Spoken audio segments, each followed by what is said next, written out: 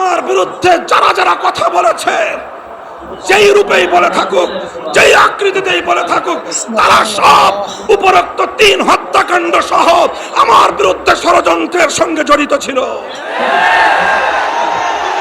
আল্লামা আহমদ শফির পক্ষ হয়ে আল্লামা জুনায়েদ বাবু নগরী সহ আমাদের বিরুদ্ধে এই অপবিত্র কর্মকাণ্ডের সম্পৃক্ততা করার চেষ্টা করেছিল।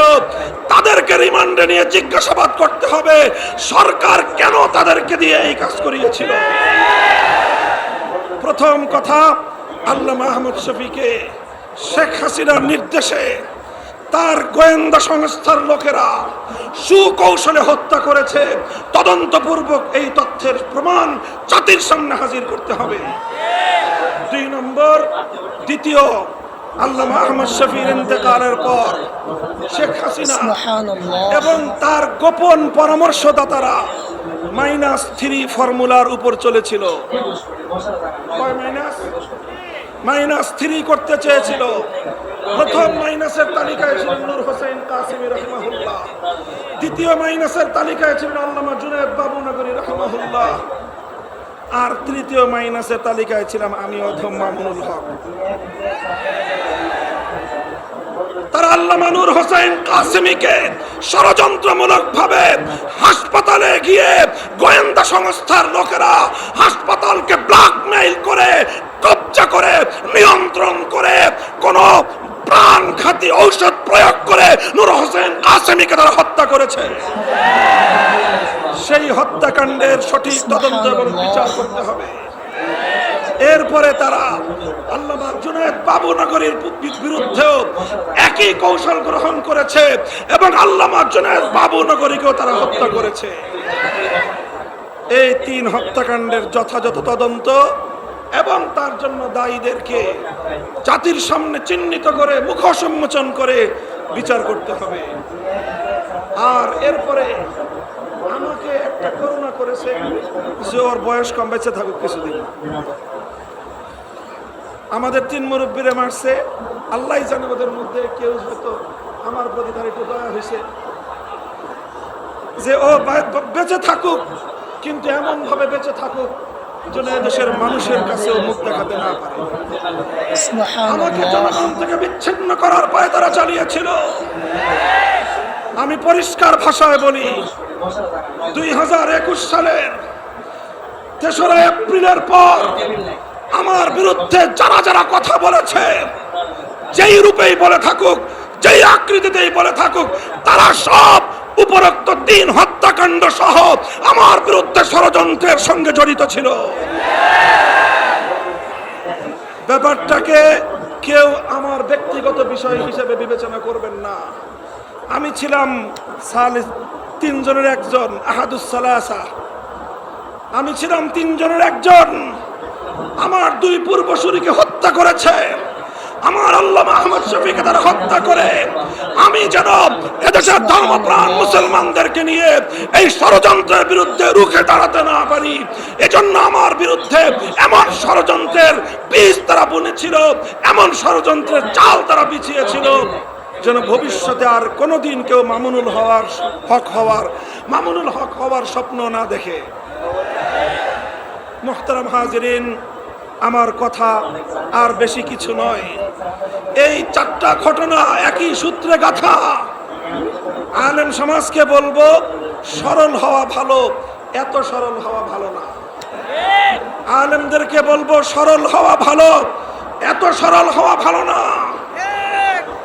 যারা সেদিন আল্লামা আহমদ শফিকে হত্যা করে, তার হত্যাকাণ্ডের দায় তার জীবনের প্রধান সহকর্মী আল্লামা জুনায়েদ বাবু নগরী সহ উলামায়ে ইসলামের উপর, হেফাজতে ইসলামের নেতৃবৃন্দের উপর চাপিয়ে দেওয়ার চেষ্টা করেছিল।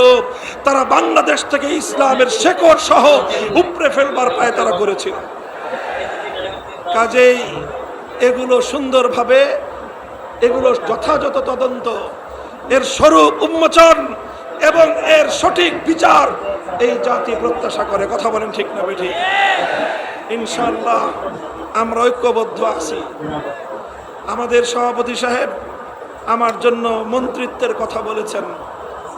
মন্ত্রিত্ব সাময়িক বিষয়, মন্ত্রিত্ব সাময়িক বিষয়।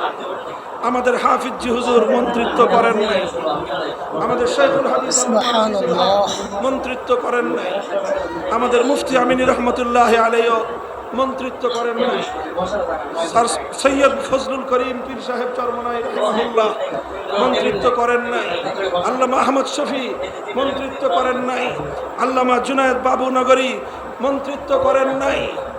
আমাদেরও প্রয়োজন না পড়লে মন্ত্রিত্ব করার খাহেশ নাই, তবে একটা খাহেশ আছে, একটা চিন্তা আছে। বাংলাদেশে বোনাস হায়াতটা আমি পাইছি, আমার বেঁচে থাকাটা এখন বোনাস। যদিও বয়স আমার খুব বেশি না, 51 বছর মাত্র শেষ হয়েছে, সেই হিসাবে আমার বয়স স্বাভাবিক হায়াত অনুযায়ী যেই ষড়যন্ত্রের জাল ভেদ করে আল্লাহ পাক আমাকে আমাদের পূর্ববর্তী আকাবের সালাসার পরে আল্লাহ আমাকে হায়াতে রেখেছেন, এটা আল্লাহ পাকের বিশেষ কুদরত। আমাকে চেষ্টা করেছিল তারা জনবিচ্ছিন্ন করার, আল্লাহ পাক রব্বুল আলামিন মানুষের অন্তরের মধ্যে আমার প্রতি মহব্বত এবং ভালোবাসা বৃদ্ধি করে দিয়েছেন। এটা আমার কোনো কারামত নয়, এটা আল্লামা আহমদ শফির কারামত, এটা আল্লামা জুনায়েদ বাবুনগরীর কারামত, এটা আল্লামা নূর হোসেন কাসিমের কারামত। তাদের এই হত্যাকাণ্ডের কথাটুকু জাতির সামনে তুলে ধরার জন্যই হয়তো আল্লাহ আমাকে বাঁচিয়ে রেখেছেন। পরিষ্কার বলতে চাই, পরিষ্কার বলতে চাই, জালিম ফ্যাসিবাদী স্বৈরাচারী হাসিনার আমলেও হকের মূল কথার ক্ষেত্রে আপোষ করার চিন্তা করি নাই। ভালো ভালো বুঝেছিলাম মরা বাপের মূর্তি বানায়েন না, ভালো হবে না। মানুষটা মারা গেছে এবং তাকে আমরা মুসলমানই মনে করি, কাজেই তার মূর্তি বানায় আল্লাহর সামনে তাকে লজ্জিত করেন না, জনগণের সামনে তাকে অপমান করার ব্যবস্থা করেন। কথাটা ভালো লাগলো না আমাদের। আমার বিরুদ্ধে তিনি ক্ষিপ্ত হলেন, জাতীয় সংসদে তিনি আমার বিরুদ্ধে কথা বললেন, তার গোটা রাষ্ট্রযন্ত্রকে আমার বিরুদ্ধে লেলিয়ে দিলেন। ডিজিএফআই, এনএসআই সহ প্রত্যেকটা গোয়েন্দা সংস্থা যাদের কাজ ছিল রাষ্ট্রের নিরাপত্তা নিশ্চিত করা, সব কাজ বাদ দিয়ে তারা আমাদের আলেম সমাজকে জাতির সামনে হেয় প্রতিপন্ন করার জন্য তারা মাঠে নেমে নামলো। খালি কাদেরকে বরখাস্ত করতেছেন দেখতেছি আমরা। আমাদের ওই নাটকের সময় কারা ছিল, অনেকের চেহারা আমার মনে আছে।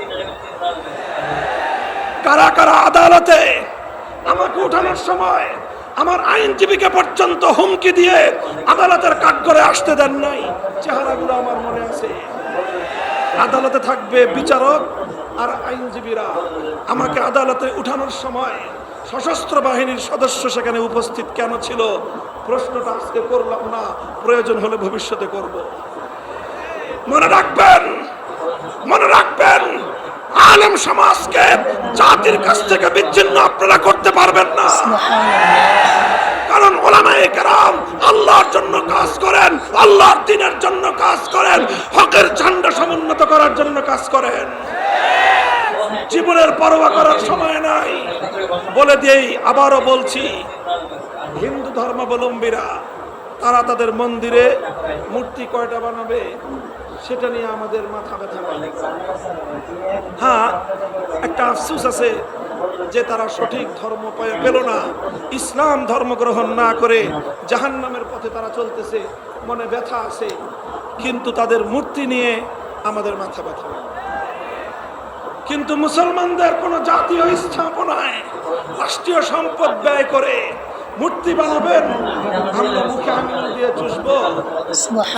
হাসিনার আমলেও হয় নাই, ভবিষ্যতেও হবে না। বাংলাদেশে নতুন করে আর কোনদিন ভাস্কর্যের নামে মূর্তি সংস্কৃতি বাস্তবায়ন করতে দেব না। প্রস্তুত থাকবেন তো ইনশাআল্লাহ? হাম পাসবানে মিল্লাতে ইসলামিয়া, আমাদের কাজ হলো ইসলাম ধর্মের পাহারাদারি করা। হাফিজ হুজুর বলতেন যে তোমরা রাষ্ট্র চালাইতেছো, চালাও, ওটা নিয়ে কারাকারি করার খুব আগ্রহ আমাদের নাই। আমাদের জায়গাগুলোকে কাজ করার জন্য নির্বিঘ্ন পরিবেশ তোমরা রাখবা। আমাদের কোনো কাজের ব্যাপারে নাক গলাতে আসবে সে নাক আমরা কেটে ফেলবো। আমার আগামী প্রজন্মের কোন সন্তানকে নাস্তিক্যবাদে দীক্ষিত করবার কোন পায়তারা বরদাস্ত আমরা করব না। এই বিষয়গুলোকে বাদ দিতে হবে। আগামী প্রজন্ম যেন ইসলামের নবী মুহাম্মদ আরবি সাল্লাল্লাহু আলাইহি ওয়াসাল্লামের সিরাত এবং তার জীবন সম্পর্কে যেন জানতে পারে। এই ধরনের শিক্ষা কারিকুলাম এবং শিক্ষা সিলেবাস জাতীয় শিক্ষা ব্যবস্থায় অন্তর্ভুক্ত করতে হবে। এগুলো যদি করেন, ইসলাম ধর্মটা যদি নির্বিঘ্ন নিরাপদ থাকে, আমরা যারা আল্লাহর জমিনে আল্লাহর দ্বীনকে গালেব করার আন্দোলন করি, সংগ্রাম করি, রাজনীতি করি, আমাদের রাজনীতি নিয়ে যদি কারো অ্যালার্জি চুলকানি না থাকে, তার ব্যাপারেও আমরা জিরো টলারেন্স নীতিতে যাব না। কিন্তু যে আমার জমিনে ইসলামের নামে আল্লাহর জমিনে আল্লাহর দ্বীনকে বিজয়ী করবার রাজনীতির উপর আঙ্গুল তুলতে চাবে, সে আঙ্গুল আমরা ভেঙে ফেলবো। কথা পরিষ্কার। এটাই সিরাতুন নবী, এটাই সিরাতুন নবী। আমরা নরমের নরম থাকতে চাই, নম্রভাবে দ্বীনের দাওয়াত দিতে চাই। যদি কেউ আমাদেরকে বাধা দিতে আসে, তখন বাধার পাল্টা জবাব দিতে জানি। আল্লাহ পাক আমাদেরকে বুঝবার তৌফিক দান করেন।